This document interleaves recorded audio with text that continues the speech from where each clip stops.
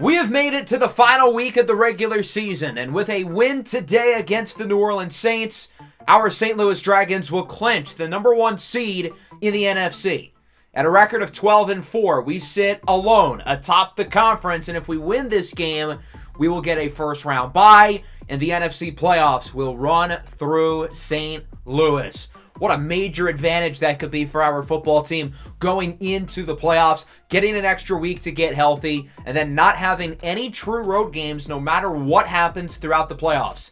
In the last episode, we clinched the division, beating the Seattle Seahawks 24-17 in what ended up being a close, defensive-minded game. Obviously, the big storyline here was the quarterback position. Puma Whitlock got hurt in Week 16, rupturing his disc. Backup, Chance Matamolo made his first career NFL start against his hometown team, and it mostly was not very good. He was awful for the first 3.5 quarters, but down the stretch, he led a couple of big drives and had a pair of big touchdowns late in this game to help us get the win and clinch the NFC West for the first time in our team's history.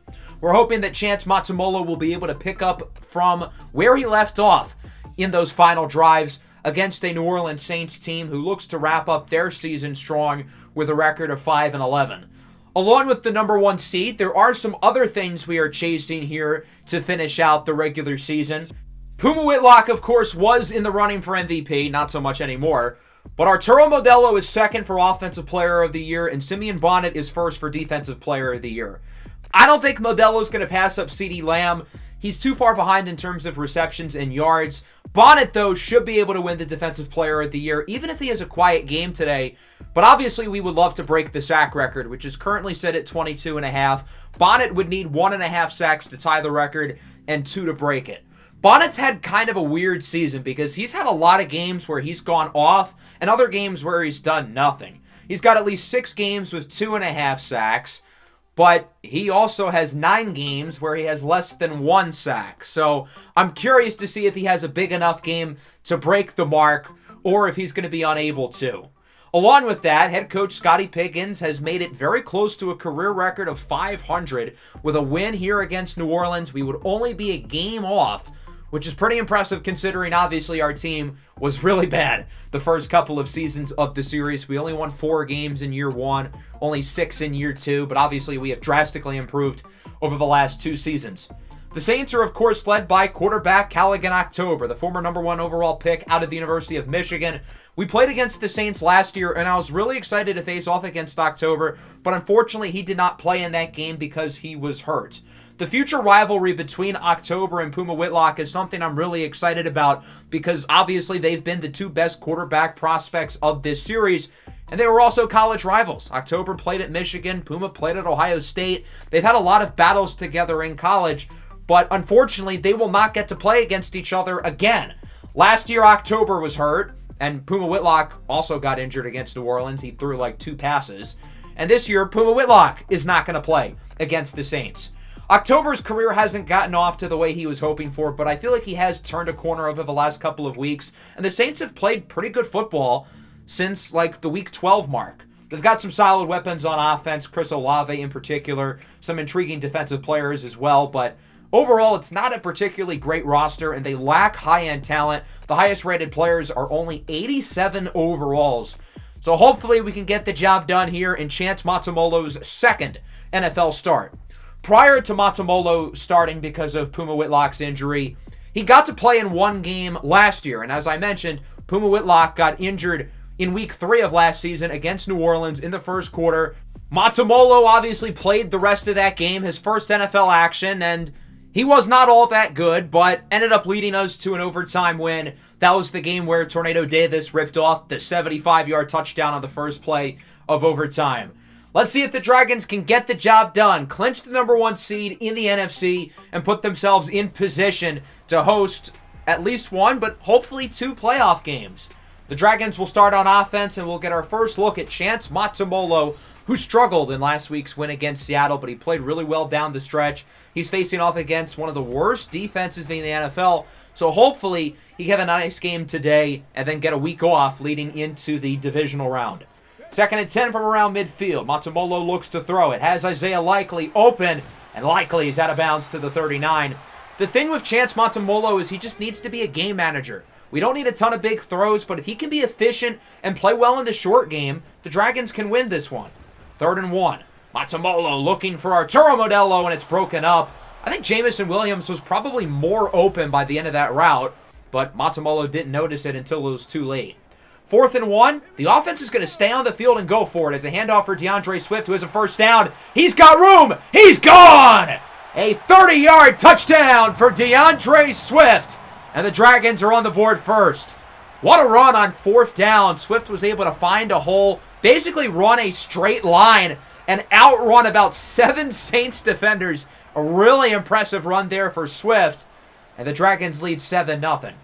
New Orleans has the ball for their opening possession. Callaghan October starts the game up the middle, connecting with Chris Olave, the 5th-year pro out of the Ohio State University, who gets the first down.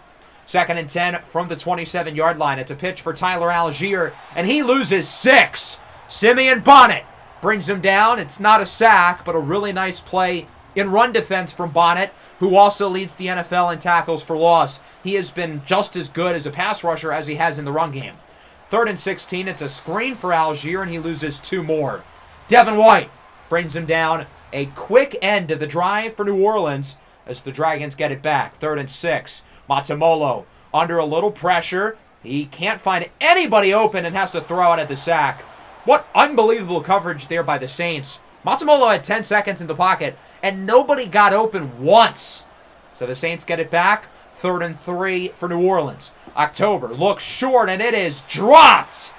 Devin Duvernay was the intended target, but Cam Lucifer is able to rip the ball out. The Dragons' defense, I feel like, has played really well over the second half of the year with the exception of a couple games. And so far today is no different. Here's Isaiah Likely, outruns the defender, looking to juke his way for a nice gain as he gets around 17 yards. I think Montemolo feels most comfortable throwing the ball to Modelo, but if he can really get Jamo and Likely involved as well, that'd be a big deal. 2nd and 9, short throw for Darwin Juskins. What a move! As he gets the first down to the 37-yard line. An impressive play in the air by Darwin Juskins. Now it's a 3rd and 10 from the 38-yard line. Montemolo looks to throw it, looking for Modelo, who gets 9.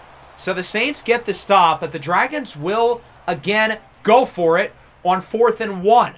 They scored a touchdown last possession on 4th and 1, and they're going to hope for similar luck here, as it's going to be a run with Swift again. And this time he does not get it. That's former Defensive Rookie of the Year Isaiah Foskey leading the way. And Tyrell Legend, the rookie out of North Carolina, is there as well. A big stop for the Saints as October keeps it on the option. And he's going backwards. Another tackle for loss for Simeon Bonnet, who trips him up. Unfortunately, though, Trajan Blyshenden, one of our better rotational pass rushers, is hurt on the play. He will have to go to the locker room. 3rd and 6 now for New Orleans. It's a play-action fake. October, under pressure, he's sacked by B.J. Ojulari. He's missed the last few weeks with an injury, now fully healthy. Good to have him back. He's the Dragons' probably 2nd most dynamic pass rusher other than Bonnet, and he gets a sack here in his first game back. Dragons back with it. Look at Montemolo finding the hole and getting the first down. Again, nobody was open, but he was able to escape between the guard and the center for a nice gain of 11 yards. An impressive play on the ground by Montemolo. From the 47, Montemolo loses it. It's a strip sack, and it's picked up by Cole Holcomb, looking to take it all the way for a scoop and score, and this game is tied at 7. New Orleans finally on the board with a massive turnover. I feel like Montemolo was playing really well, all things considered, before the fumble, but Cole Holcomb flies into the backfield off the blitz. The ball is clearly out. I mean, that ball came out as soon as Montemolo was touched. Cole Holcomb forces and recovers it, takes it the distance, and the New Orleans Saints tie it at 7. A gigantic play for the Saints. Montemolo sacked again here on 3rd down by Jadeveon Clowney. The OGs remember when we almost traded for Clowney last year at the trade deadline from Carolina. Of course, we ended up choosing B.J. Ojulari instead, who already has a sack today. That would force a punt, and New Orleans gets it back in what continues to be a defensive battle. Nice throw up the middle into the hands of Devin Duvernay, who brings it to the 45-yard line for a first down. 3rd and 7 now for New Orleans at the 42. Their best field position all day. October under pressure, and he throws it away. Good defensive stop by the Dragons, and again, New Orleans is going to have to punt it. Since the opening drive touchdown, neither offense has scored. The only touchdown was the defensive one by Cole Holcomb. What a punt, though, by New Orleans, down at the 3. And the Dragons are going to start with very poor field position. After running the ball on 1st and 2nd down and getting a few yards, it's 3rd and 6. Matamolo's just got to get the ball out quick, and it's incomplete, deflecting off of Jamison Williams' helmet. There was nobody really open there, but Matamolo knew he had to throw the ball within about 2 seconds to make sure there was no possibility of a safety or, even worse, a turnover. So the Saints get it back with 3 to go here in the 2nd quarter. Play action. October under pressure, and he is sacked by the rookie, Nnamdi Sanaga, who's played pretty well over the last couple of weeks. Simeon Bonnet also with some pressure, forcing October to roll out right, but Nnamdi Sanaga wins his rep pretty easily and is there with the sack. 3rd and 18, it's a screen for Kendre Miller, who jukes away from Okuda and makes a pretty nice play, gaining 12, but ultimately that's not enough. The Saints are stopped again. Every single one of New Orleans' drives today has ended off as a punt. Dragons get it back, looking for the lead as Matsumolo connects with Arturo Modelo, weaving his way through defenders, and he's out of bounds at the 33-yard line for a nice conversion. Modelo continues to have a pretty solid day. He's got 5 or 6 catches up to this point. Matsumolo rolls out to the right. Under pressure, he's got Jamison Williams. That'll go for a 1st down. Got to keep it moving, though. The Dragons run no huddle. Now 3rd and 6. Matsumolo looking short up the middle for Modelo, who makes a nice play after the catch as well.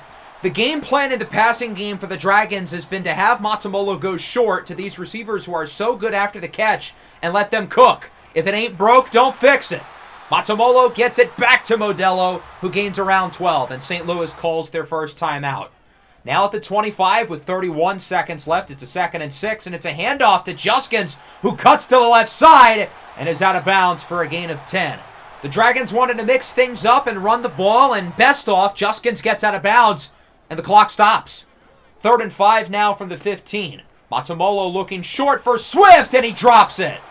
The ball was right in his hands, too. Swift was too focused on cutting upfield to make sure he gets the 1st down that he didn't look the ball in. Dragons have to settle for a field goal as Cameron Dicker, the kicker, makes it from 32 yards, and the St. Louis Dragons are back on top as we go into halftime with a score of 10-7 in what has been an all-out defensive battle. I think the Dragons have been able to keep possession of the ball a lot better and have moved it a lot better than New Orleans. We just haven't really been able to score much. Let's take a look at our halftime report around the rest of the league. We will start in L.A. The Kansas City Chiefs have already clinched the number 1 seed. They have no reason to try, but they still are anyway. Patrick Mahomes and the Chiefs lead over the Rams, who look to solidify a wildcard spot. Seattle's also looking to solidify a wildcard spot, but they're having a little trouble. Justin Herbert has thrown 1 incompletion today, and the Chargers are absolutely steamrolling. Keenan Allen has scored 3 times here in the first half, as it's 35-10 in favor of the Chargers. And finally, Broncos country, let's ride. Denver, with a win, could possibly sneak into the AFC wildcard against a great Texans team. And Javonte Williams has led the way with 140 yards and 2 touchdowns on just 9 carries. It's also worth noting that Carolina, the team who has the best chance of passing us for the number 1 seed, beat the Steelers today 38-7. So that means the only way we can fully keep fate into our own hands is winning this game. On offense, we have not thrown the ball outside of the short area at all today. Regardless, I think we've got to focus on continuing to run the ball well as we have so far here in the first half. October really hasn't gone anywhere other than short either. We know Callaghan October is a great arm, but he's been scared to look deep the entire game. To start the 3rd quarter, Tyler Algier with a nice 1st down run, basically doubling his rushing yards total on the day as he gets around 11. From the 36 now, October. Play action. Looks to throw it. Under pressure, and he is sacked in the backfield for a loss of 11. Devin White is able to find the gap, get through it, and is in the backfield with a sack. On 2nd and 21, the pass is broken up by White, and Simeon Bonnet is hurt. Not ideal. The good news is he only has muscle cramps. He should be able to return to the game pretty shortly as he's still in pursuit of the sack record. 3rd and long. It's Olave who hauls it into the 44. A rare bad rep by Jeff Okuda as Chris Olave is able to quickly beat him off the line, and he's able to outrun him for a nice grab. And if October doesn't overthrow him, that's possibly a touchdown. At the 43, October rolls out to the right, on the run, fires it into the hands of Raphael Pryor-Swan, who gets it to the 24. Now October's starting to look downfield. He's got a great deep ball, and he can make plays on the run. Here's Algier. He is wrapped up for a loss of 2 by Samasoni Saluni. The Dragons' run defense has been so good over the last month plus, and that continues to be the case here today, albeit against a not-so-good rushing offense. October sacked again on 3rd down. Owen Popo off the blitz into the backfield, forcing a loss of 11. Popo now with 6 sacks on the year, second on the entire roster, only trailing Bonnet. 54-yard field goal try for Big Nuts. Will Lutz is up, and it is no good. Wide left. The Dragons hold on to their lead as it's still 10-7. The sack by Popo bringing the Saints out of Lutz's ideal range. 3rd and 9. Modelo drops a wide open ball. That would have gone for a first down, but again, he was too focused on the play after the catch. New Orleans gets it back now. 3rd and 1. October. Short. Gets Jawan Johnson, who does not get the first down. Great tackle by Owen Popo. And the offensive struggles from the first half are continuing here in the third. On 3rd and 7, Matamolo on the run. Looking for Modelo, and it's incomplete. If he had made that throw, that would have been incredible. That would have been more impressive than any singular pass that Puma Whitlock has probably ever made, and that says something.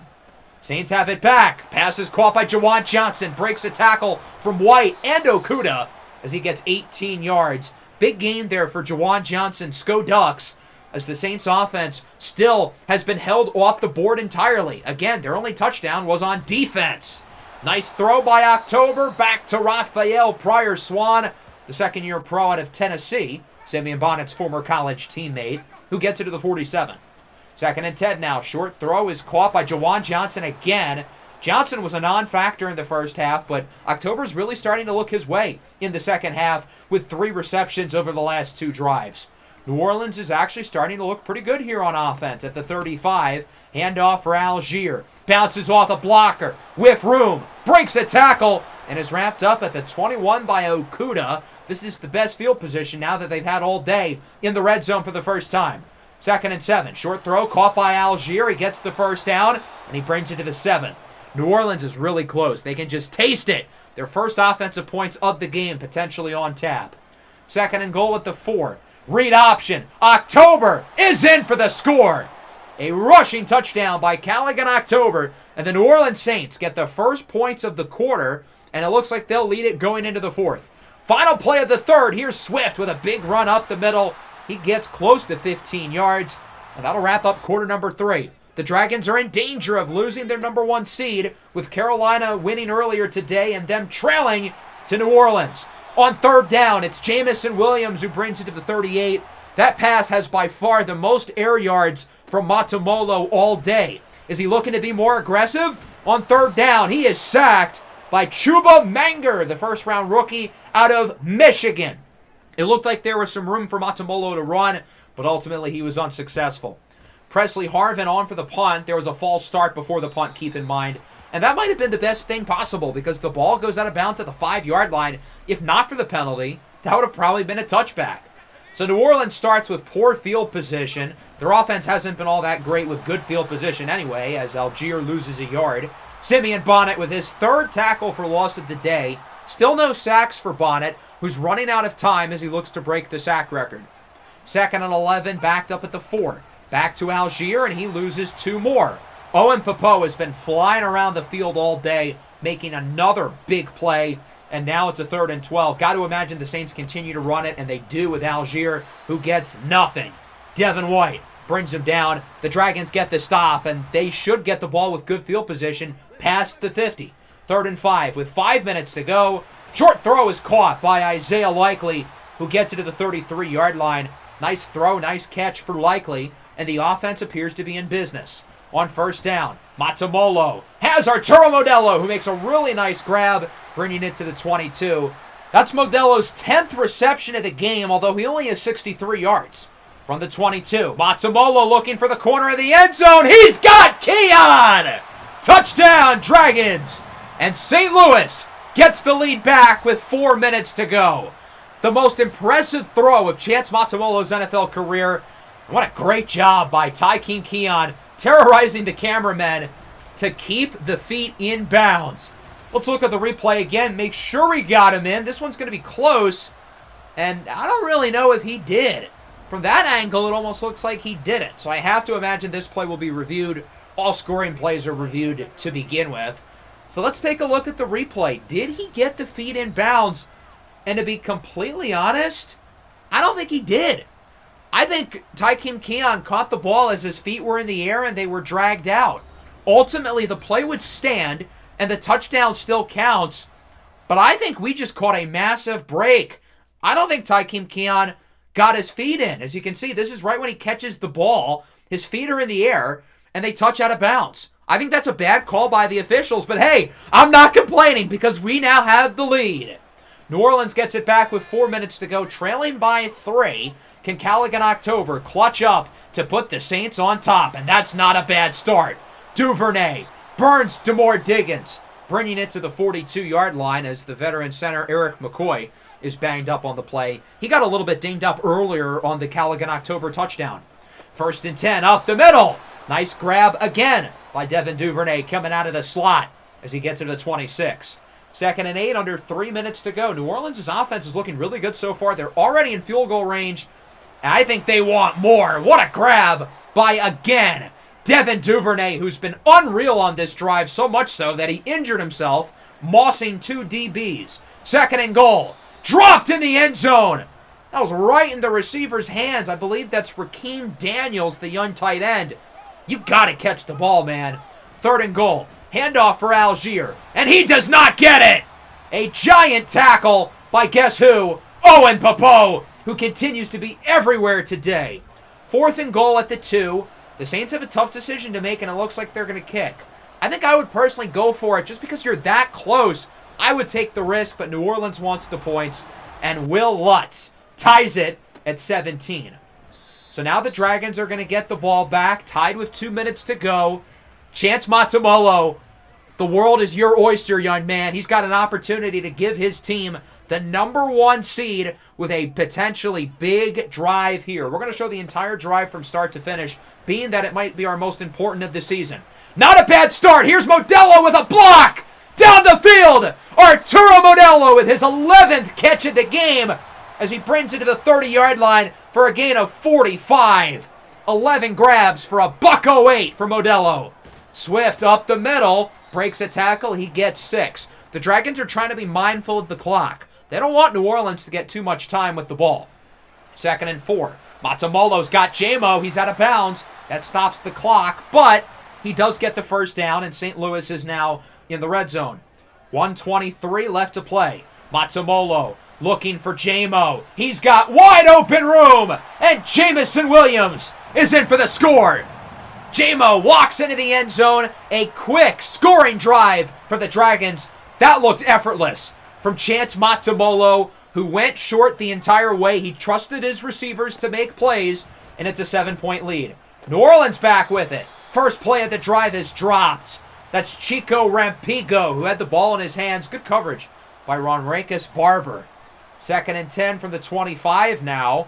Let's see what New Orleans can do. They need a touchdown to keep the game alive. This one is caught by Jawan Johnson, and he gets 24 yards, bringing it to around midfield, wrapped up by Owen Popo, who's got to have about 15 tackles at this point.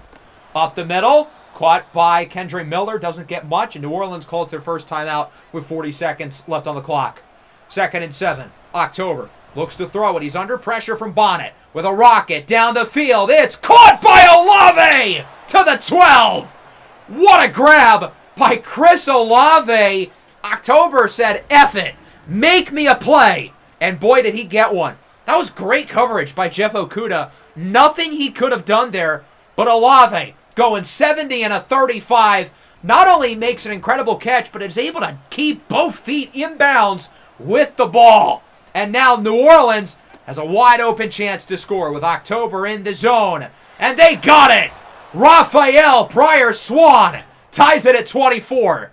This game was an ugly defensive slugfest, and now all of a sudden, both offenses are grooving. So now the Dragons are going to get it back with a little under 40 seconds left. They've got all 3 timeouts, and all they need is a field goal to win the game. Let's see what you can do once again. Chance Matamolo. Starting from the 25, it's a handoff for Juskins. They don't want to give up on the run, but he only gets 2. And the Dragons are going to call their first timeout with 33 seconds. The worst thing Matamolo could do here is try to do too much and turn the ball over. So he's going to stick with his principles of going short as Modelo gets 6. His career-high 12th reception of the game as the Dragons call their second timeout. 3rd and 2 with 28 seconds now. Matamolo has a wide-open man. It's Modelo. And the pass is off the mark. That's an easy first down, but he misfires. New Orleans now gets the ball with 19 seconds and 2 timeouts. Could they maybe win this game in regulation? They're just going to run the ball here with Algier. He only gets 3. It looks like New Orleans is just going to run the clock out and bring this game into overtime. Now that we're in OT, I might as well point out, if this game ends in a tie, we do get the number 1 seed. A tie is basically like a win for us. Tails never fails, New Orleans. Ha! Gotcha! Landing on heads. Dragons win the toss. We'll start with the ball. If we score a touchdown on this possession, the number 1 seed is all ours. Really, all we have to do is control the clock here, though. Again, a tie does the exact same as a win for us. If we tied, we'd finish 12-4-1, which is better than Carolina's 12-5. So all we have to do is play not to lose.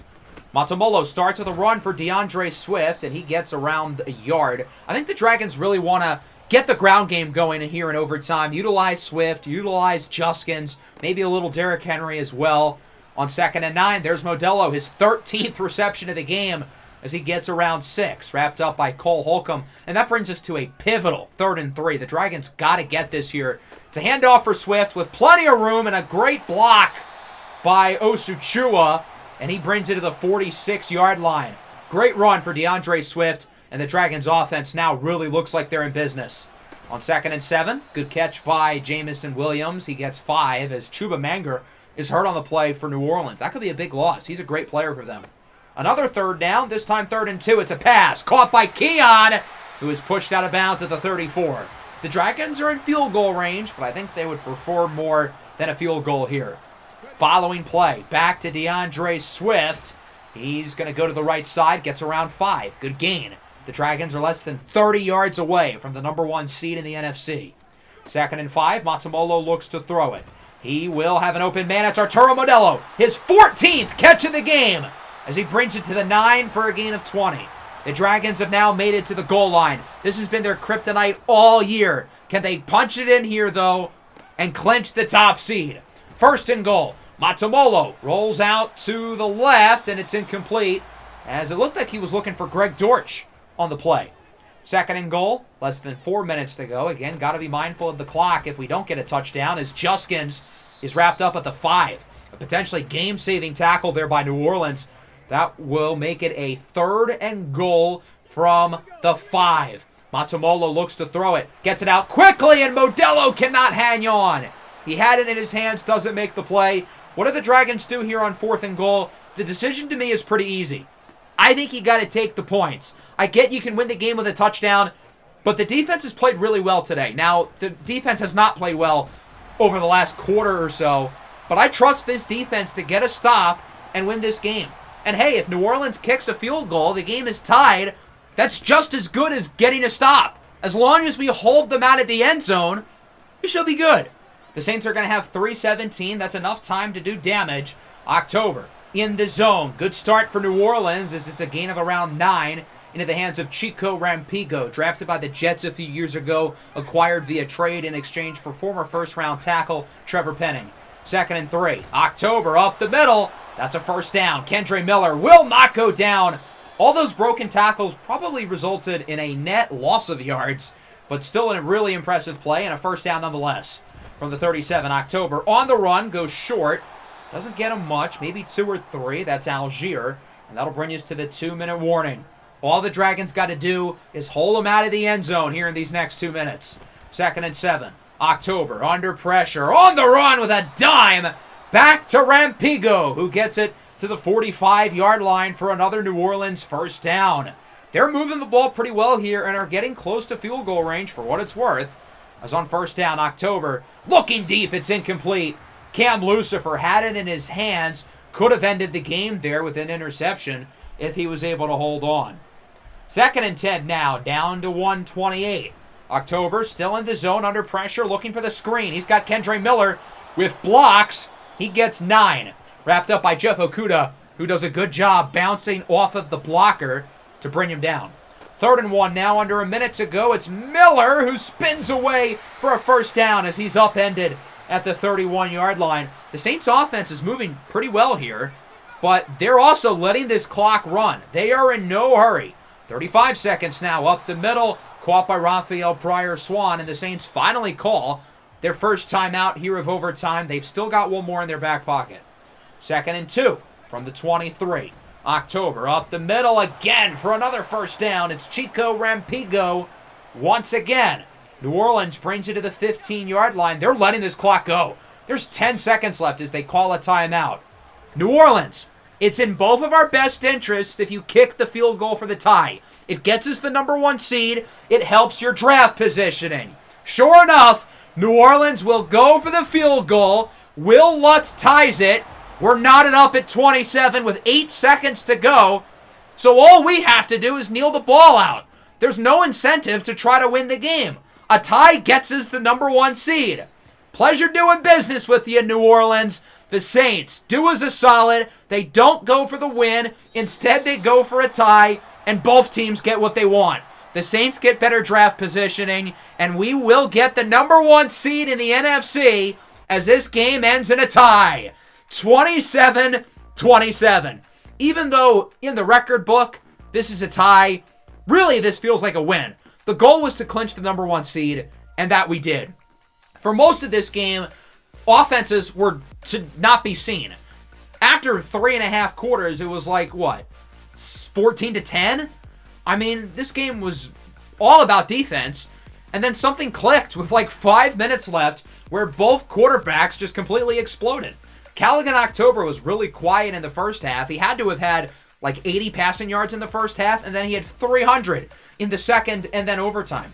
As for Chance Matsumolo, all things considered, he was really good. He made some big throws in the fourth quarter, but he went short the entire game. He let his receivers make plays. All we needed him to do was to be the game manager and not lose us the game, and that's exactly what happened. And he had a really strong performance. We ran the ball better than New Orleans as the run defense continues to be top-notch. Arturo Modelo had 14 catches for 140 yards. He did have 4 drops, though. The one area of his game that's really rough is his ability to catch in traffic. He really cannot do that. But when he's open, he usually hauls it in, and he's able to make a great play after the catch. Keon, of course, with the big touchdown. J-Mo played well. New Orleans had a handful of receivers play well. Defensively, Owen Popo, 17 tackles all over the field. Simeon Bonnet was really good in the run game, 3 TFLs, but no sacks. And he will not break the sack record, finishing with 21. Gotta shout out the punters, too. Both of them were very busy. 7 for both Jamie Gillen and Presley Harvin. Harvin had 4 go inside the 20. We do have a new injury, unfortunately. That belongs to Trajan Blyshenden, who tore his labrum in the first half. And he will not return until Super Bowl week if we were to get there. The good news is Griffin Weaver will be back from his abdominal tear going into the divisional round. Let's simulate into the playoffs now. Of course, we will not have a game here in Wild Card Weekend, being that we are the number 1 seed by virtue of our tie against the New Orleans Saints. Here are your scores around the rest of the league. As for the players of the week, they will ultimately go to quarterbacks Bryce Young and Patrick Mahomes, both of whom appear to be the favorites, I would say, in their conferences to make the Super Bowl, along with 49er linebacker Fred Warner and former 49er linebacker Azeez Al-Shaair. So before we wrap up today's episode, I do want to quickly recap the season and go over our stud and dud of the year candidates as we start with the standings. The Ravens win the AFC North. Cleveland gets in as well. The Steelers finished the year on a 6-game losing streak. No team had a better point differential than the Houston Texans. They win the South. Jacksonville gets in as a wild card. The Jets choke away the AFC East. Buffalo wins it, while the Chiefs get the number 1 seed in the AFC West, and the Broncos get a playoff spot as well. Despite Minnesota beating Detroit in Week 17, it's the Lions who win the NFC North. Green Bay, meanwhile, gets the number 1 pick. Carolina wins the South. Atlanta gets in as a wild card. The Philadelphia Eagles win the NFC East. As for the West, second straight year where we're the only division to have 3 teams make the playoffs. The NFC West has been the best division in football the last 2 years. Obviously, you've got us. The Rams and Seattle, both with negative point differentials, get into playoffs. And then the Niners at 7-10 miss out. It's very impressive that we went 5-1 in division, sweeping the Rams and the Niners, because our division is loaded with good football teams. Here's a look at our final playoff bracket. Of course, we will play against the lowest seeded winner. If that's Seattle, it'll be them. It could be the Rams.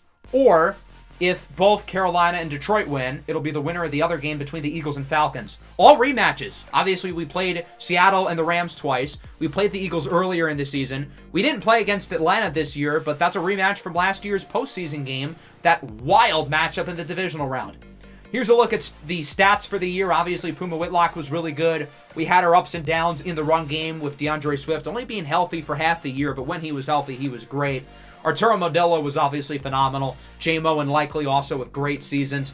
The offensive line was pretty good. Nobody allowed double-digit sacks. And then our defense played really well down the stretch. Obviously, Simeon Bonnet leading the way. But our linebackers, Popo and White, were really good. The secondary was really good. Diggins with 6 interceptions. Okuda and Lucifer, one of the better boundary corner duos in the league. We had all those fumbles forced by like week 5 and then like none the rest of the year. Cameron Dicker only missed 3 kicks, and Presley Harvin was pretty good as well. As for the awards, Puma Whitlock finished in 7th for the MVP. Could have won it had he never gotten hurt, unfortunately. Modelo, despite his big game, drops to 3rd for Offensive Player of the Year in the NFC. Bonnet wins the DPOY. We had no rookies in the top 10 for either Rookie of the Year races. Puma finishes 4th for Best Quarterback. Arturo Modelo finished 2nd for Best Receiver. In the Best Offensive Line race, we had Morgan Moses in 8th. Moses isn't even a full-time starter, but when he had to play, which was often, he was really good. Simeon Bonnet wins the Best Defensive Lineman. Owen Popo and Devin White both cracked the top 10 of Best Linebacker. Demore Diggins 3rd for Best DB. And Cameron Dicker is 2nd for the Best Kicker. As for the AFC awards, pretty much the usual suspects. Cornelius Reese and Williamson Wilson win the Rookie of the Years, and then you've got your Mahomeses, your Allens. Brandon Ayuk wins the Receiver of the Year with the Texans. So now it's time for our studs and duds of the year. Keep in mind, these are expectation-based awards based on what we expected of players going into the year. Obviously, Arturo Modelo is the first candidate, 2nd in the NFL in receptions, 3rd in yards, 5th in touchdowns.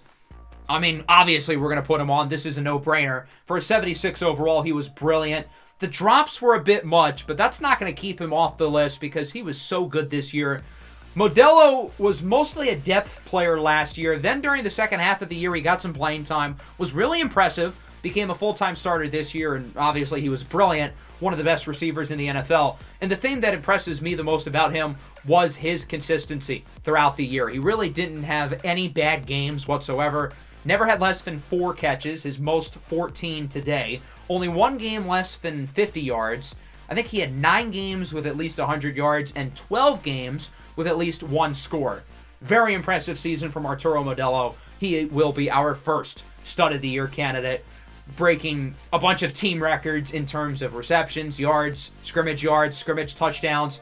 There were a few guys I thought about on defense. I decided to leave Simeon Bonnet off the list just because he was a little bit inconsistent throughout the year. Obviously, he deserves Defensive Player of the Year, but he had 10 games with less than 1 sack.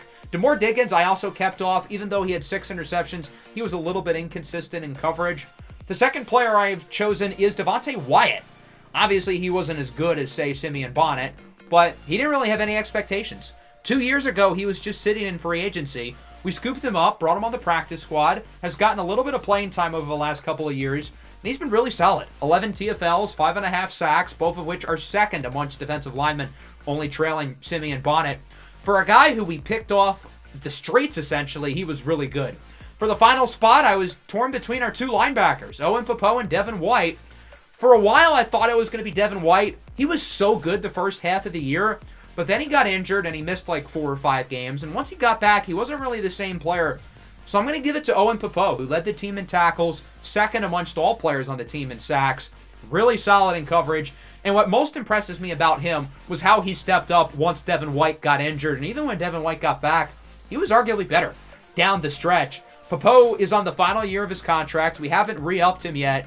And linebacker is a pretty low positional value position, and Devin White's on a big contract as is, but it's going to be hard for us not to bring him back because Owen Popo is such an impactful player as a blitzer in the run game, in coverage.